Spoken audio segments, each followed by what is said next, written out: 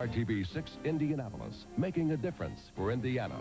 This is WRTB 6 News with Clyde Lee, Dion Willis, Ed Sorensen on sports, and meteorologist Bob McLean with weather. Now, live WRTB 6 News. Before the race did.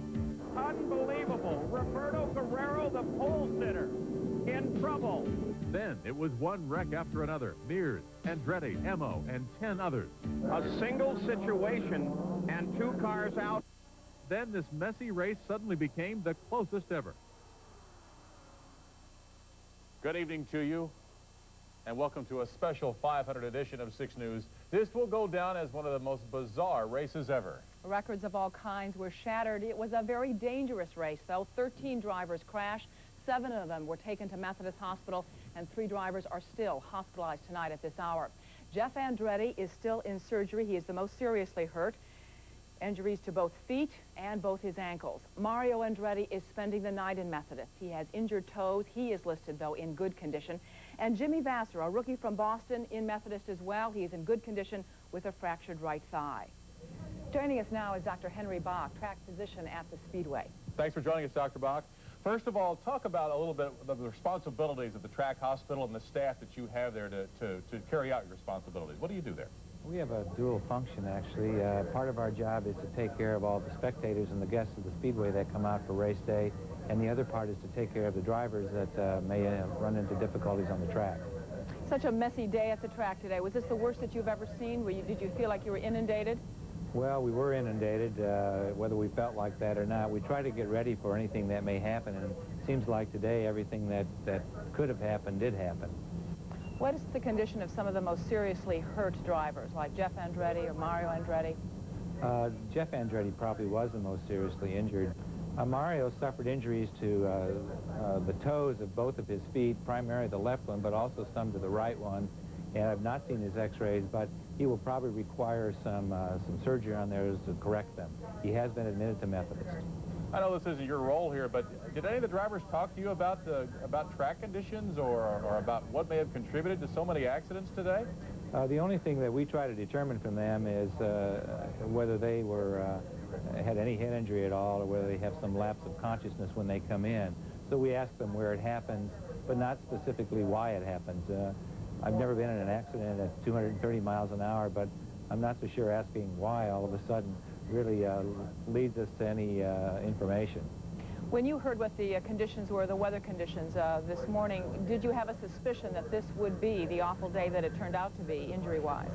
Not really, because we've had conditions like this throughout the month. If you recall, we've had cool days, and it's not new to the drivers that suddenly there are cool conditions and that things change under that. So I really don't have a good explanation for that.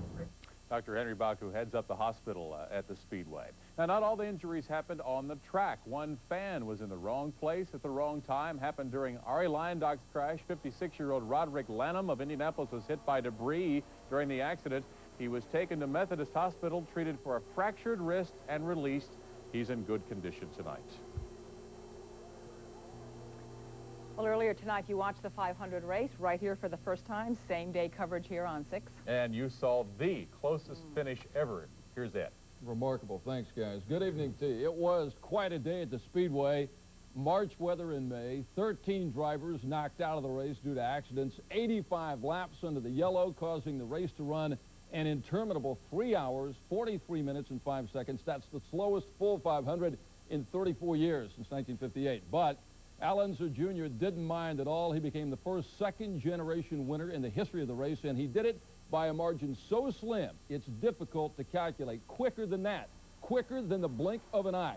This is the last lap. They've just taken the white flag. Al Jr. running in front. Scott Goodyear, who started 33rd in the field, right on his exhaust. Look at them go, and the crowd was on its feet, roaring all the way around. Michael Andretti basically had this race won. He had the field covered. He led for 162 laps, by far the most today, but he went out with a blown engine. 10 laps from the checkers. And Al Unser, who lost a heartbreaker in '89 to Emerson Fittipaldi, was not going to let this one get away. Watch him come around. and he will take the checkers, beating Scott Goodyear by 43 thousandths of a second, the closest finish in 500 history. We get down into 4, and I was coming around there for the checkered, and I lifted, just gave it a little squeak just to make sure I got through there. And wow, Scott was right up my exhaust and took a run on me, and that was it. You know, he definitely kept us honest, and he did a fantastic job. I'm disappointed, but no doubt that this will sink in, I'm sure, by tomorrow, and we'll go off to Detroit and try and get it done over there. 33 to number 2 is a hell of a run. Well, we need some luck this month because the first few weeks were difficult. Great job, baby. Great, thanks. What will this do for him? Does this make his life?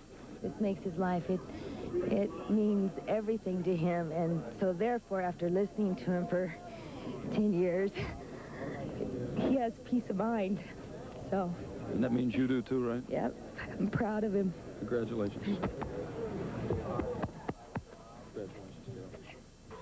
Well, finishing behind Unser Jr. and Goodyear was Unser Sr., who actually led the race on laps 174 through 177. Danny Sullivan and Bobby Rahal rounded out the top 5. Only the first 3 finished on the lead lap, run all 200 laps. A.J. finished 10th, 1 spot ahead of Lynn St. James. Michael Andretti, as mentioned, seemed to have the race won. He led 162 of the 200 laps before his engine gave way on lap 190. It was a terrible day all the way around for the Andrettis. Michael's dad, Mario, and brother Jeff were both knocked out by accidents, and as Clyde and Dion told you, they underwent surgery tonight at Methodist. And Everson Fittipaldi and Rick Mears were both knocked out in a lap 75 crash that also involved Jim Crawford. Basically, it was a brutal day at the Brickyard. If you're a fan of demolition derbies, then Gasoline Alley was the place to be today. Car after car was brought into the alley, hanging from the hook of the wrecking truck, crumpled and torn like leftover tinfoil from some Memorial Day cookout. Theories abounded as to why so many accidents happened today. Some said it was just one of those days in racing, but others weren't so sure. Should this race not be run if temperatures get below a certain level? I mean, it obviously wasn't safe running this race today. You have 2 pedals in your car. One on the right makes you go fast, one on the left makes you go slower. It's your choice how fast you want to go. So if you feel uncomfortable, you can't really blame the stewards for running the race. It wasn't that cold. It was just you had to make the option of how you were going to start, and it was very tricky, and it caught a lot of people out. I think that what you're seeing is such an unusual condition that we've really never run in these kind of conditions, and guys are getting caught out because this track just suddenly changes for them, and it's like, surprise, I'm here, and that really hasn't been the tradition of the car handling this month. Inexperienced. There's a lot of experienced drivers making mistakes today, or something really strange has happened today. I can't believe it. You know, on the restarts, a guy's spinning out. Even veterans, I don't know what's going on. I tell you, it was a wild day out there. Clyde used the word bizarre, very apropos, and I'm glad we could show it tonight, finally, though. I mean, I think it's great that the fans, who really, really deserve a great race, don't have to wait 2 weeks to see it. I hope we can make that an annual tradition. What a vastly different day for 2 racing families, the Andrettis and the Unsers. You know, day of triumph, day of... The 2 first families of racing, and the Andrettis have been so star-crossed at the Speedway. Michael Andretti won 8 races last year, had the greatest season in IndyCar racing history, but he didn't win here. And he had the field covered today and couldn't do it. Mario, who's had a chance to win it several times since '69, his only win, is in the hospital. Jeff's in the hospital. John Andretti finished 8th, and he told me after the race, he said, you know, what's really terrible is you drive by your brother or you drive by your cousin, and you see him there in the midst of this wreckage, and you want to just pull over and help. And you know you can't because you're driving in a race. And on the other hand, the Unsers, you know, Al Jr. has lost 2 uncles in racing accidents over the years at the Speedway. But his Uncle Bobby's won it 3 times. His dad's won it 4 times, and he makes 8. Incredible stories. The treacherous place. Yeah, And break sure. hearts and humble, and also create lots of victories. Yes. Yes. Next, we'll hear from race fans inside the track as our special 500 coverage rolls on. Stay with us. A little bit of excitement there, clear through the first part of it with all the accidents. Glad not anybody wasn't really hurt real bad, but I thought it was very exciting. It was great. We had great seats right on turn 1. All 3 wrecks are pretty phenomenal, but it was great. No doubt about it, Mother Nature put the chill on this Memorial Day weekend and the biggest race in the world. Yeah, tens of thousands swarmed through the gates early as the track opened. The race began at 52 degrees, but the temperatures did not diminish fans' appetite for a race, as spectators shivered under blankets, wearing hats, even gloves for the coldest Indy 500 ever. In the stands, the wind chill, 39 degrees. More fans attend the 500 race than any other one-day sporting event in the world. The crowd estimated today at 400,000, though the Speedway never releases the exact number of fans attending. And although the race on the track ended with a photo finish, the closest ever by only .043 seconds, the race for many was to get home. Some fans streamed out early, whether to get ahead of the traffic maybe, or simply to get warm in their cars. But fans we talked to seemed to leave the track happy. It was fantastic, fantastic. Best seats in the house, the works. So I thought it was really great. I'm from Detroit, so it was neat to be in Indianapolis. Great. Best race ever. Michael was fast. It's great. First time, it was wonderful. It was a great race. To the finish, couldn't really tell who was going to win, but little Al just kept it up. And today's cold temperatures also played a role in the morning traffic. Police say that traffic, though heavy, did move along much better than in years past. There were fewer accidents and there were fewer incidents. However, a police officer on a motorcycle wasn't so lucky today when a motorist tried to get through an intersection too fast. Officer James Trifle was struck at the corner of 16 and Alston. He was taken to the hospital with a broken leg. And the traditional command to start this year's race had a rare twist. It was lady and gentlemen, start your engines. The field of 33 drivers, including rookie Lynn St. James, the second woman ever to qualify for the Indy 500. And St. James was the only rookie to finish the race, coming in 11th out of the 12 drivers still on the track at the end. Tonight, workers for agency Rent-A-Car, major sponsor for St. James, held a party on the city's south side to celebrate what they call her fantastic showing. We expected Lynn, because of her experience, to finish the race. We expected her to do well, and she met every expectation that we had. I mean, it's been so much fun being here at Indy this month. It's very inspiring. I can't tell you what it's like to sit there and watch and go, hey, that's a woman out there racing. I mean, this is great. You know, it's like there's nothing that can't be done watching someone like that achieve. And I think she's got a great future ahead of her. As a matter of fact, they expect Lynn St. James will win the Indy 500 someday, and we'll get comments from Lynn St. James about the race a little bit later in sports. I think her showing really was kind of a victory for a lot of women. Well, will that nip in the air that fans have to deal with continue throughout the holiday tomorrow? We're going to find out next as our special 500 edition continues. It was a great race.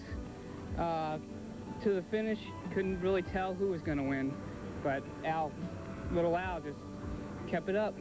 Won the race. it was fantastic, fantastic. Best seats in the house, the works. So, hey, I'll be back.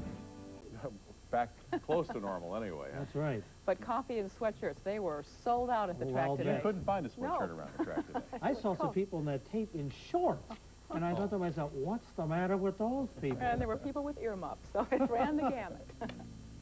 Well, Ed's here with a full day. You've been busy since 4 o'clock this morning. Busy, busy, busy, and I'm so happy for Al Jr. and his family tonight, his wife Shelley. They certainly deserve it. He almost won it in '89, and tonight he owns it, the biggest title in all of motorsports. And when we come back, we're going to take a look back at today's Indianapolis 500. Then we'll take another break to catch our breath. Then we'll be back with more sports after that. A complete sports wrap-up for this Sunday.